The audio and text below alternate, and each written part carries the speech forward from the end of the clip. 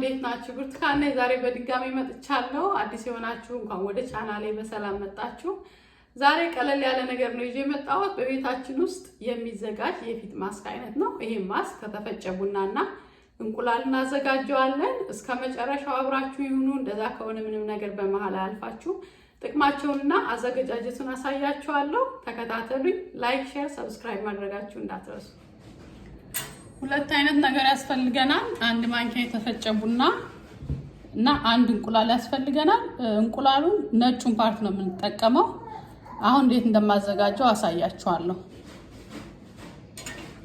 እዚህ ጋር እንደምታዩት አንድ ማንኪያ የተፈጨ ቡና አለኝ። እዚህ ጋር እንቁላሉ አለ። እንቁላሏን ነጯን ፓርት ነው የምንጠቀመው። እንደምታዩት እንደዚህ አድርገን እናወጣዋለን።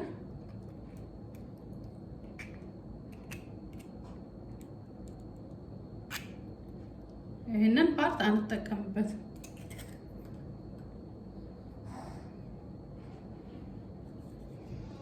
ምንድነው የምናደርገው? ቡናውን ወደ እንቁላሉን ጨምርና በደንብ መዋሃድ አለበት ሁለቱ።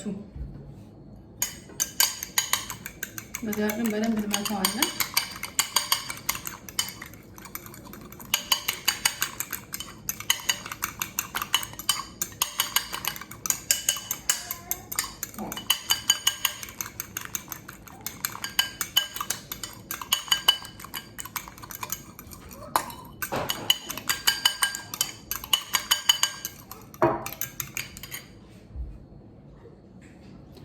ወደ ጥቅማቸው ስንመጣ ሁለቱም የየራሳቸው የሆነ ጥቅም አላቸው ለቆዳችን።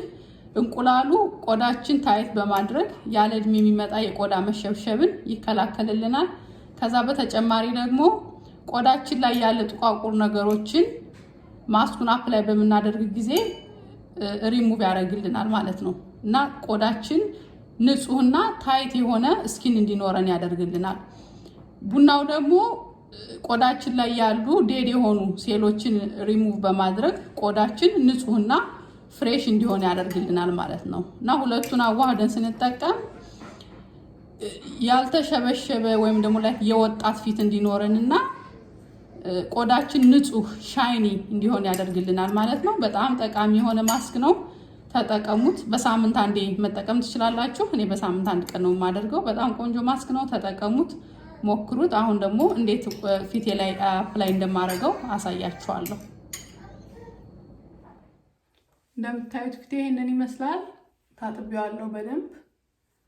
አሁን ማስኩን አፕላይ አደርጋለሁ።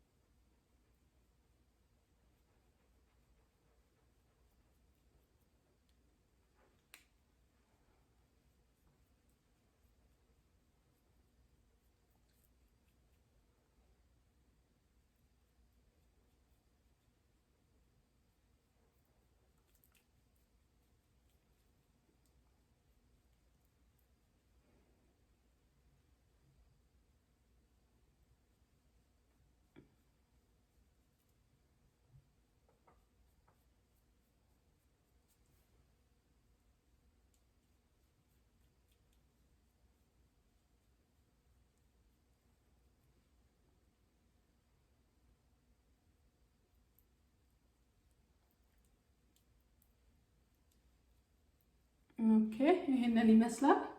እንደዚህ ብለን ለ30 ደቂቃ እንቆያለን። ከ30 ደቂቃ በኋላ እንታጠበዋለን ማለት ነው። ከ30 ደቂቃ በኋላ ተመልሼ እመጣለሁ። ይሄው ከ30 ደቂቃ በኋላ ተመልሻለሁ። ፊቴ እንደምታዩት ይሄንን ይመስላል። በ30 ደቂቃ ውስጥ እኔ በሳምንት አንዴ ነው የምጠቀመው። እናንተ እንደፈለጋችሁ በሚመቻችሁ ጊዜ መጠቀም ትችላላችሁ። በጣም ቆንጆ ነው።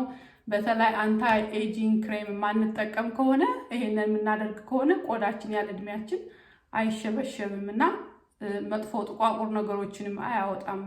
ራሳችን መጠበቅ ስላለብን ቢያንስ በተመቻችሁ ጊዜ መጠቀም ትችላላችሁ። በጣም ቆንጆ ነገር ነው። ልክ እንደ አንታይ ኤጂንግ ነው የምንጠቀምበትና ተጠቀሙት። እኔ በጣም ነው የምወደው። በጣም የሚመቸኝ አይነት የማስክ አይነት ነው። እንግዲህ ዛሬ ይዤላችሁ የመጣሁት ይሄንን ይመስል ነበር። ሁላችሁም በየቤታችሁ እንደምትሞክሩት ተስፋ አደርጋለሁ። ላይክ፣ ሼር፣ ሰብስክራይብ ማድረግ እንዳትረሱ። ኔክስት ዊክ ደግሞ ሌላ ቆንጆ ቪዲዮ ይዤላችሁ እመጣለሁ።